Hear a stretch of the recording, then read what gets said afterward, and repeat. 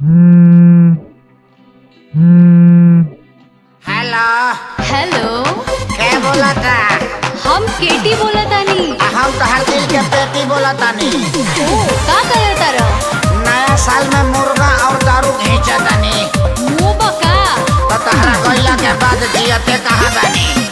हमरा बेरी फोन मत करो। काहे? हमार शादी हो गई। बेरी बेरी फोन जानी जान करो। बन अब लव के दुकान करो। तका अंडा बेची। ए बेरी बेरी फोन जानी जान करो। अरे बन अब लव के दुकान करो। गम में तो हरा पिया तानी मुर्गा मछरी खा के। ओहो गम में तो हरा पिया तानी मुर्गा मछरी खा के। तो नया साले में करब बवाल वो तारा ससुरा में आके। नया साले में करब बवाल वो तारा ससुरा में आके। ना बाबा ना।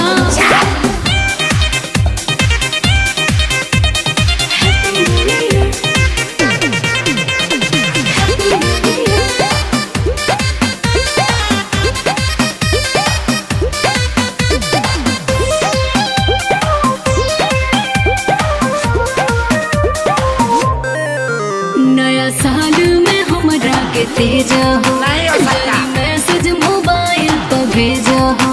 कभी नहीं होगा। पूछो हाँ। हो नया साल में हमरा के तेजा हो।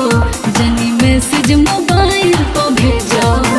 तो जब ले जियब जानो नंबर ना डिलीट करब हो। तहरा इला के अब नाही रेट करब हो। पिटवाई तू। सभे अपना लभरी संगे नाचता हिला के।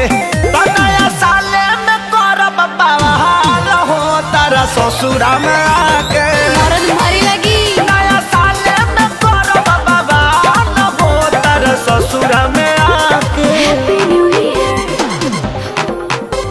Happy new year.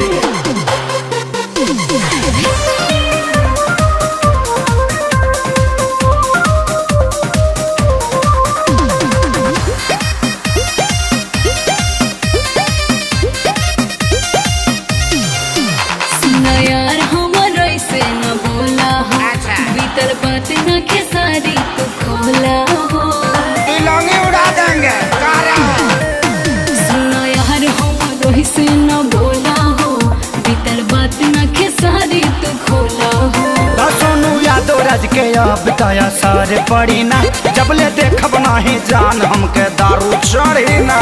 ना देखबो। कोरोनो नील कोमल चुमा ले तरे देखा के। जाय दो। तो नया साले में करब बवाल हो तारा ससुरा में आके। पगलाइए गइलो। नया साले में करब बवाल हो तारा ससुरा में आके। ना मनबो। ना तो ना मिलो तो खेचुर छोड़ के मुँह अब हट।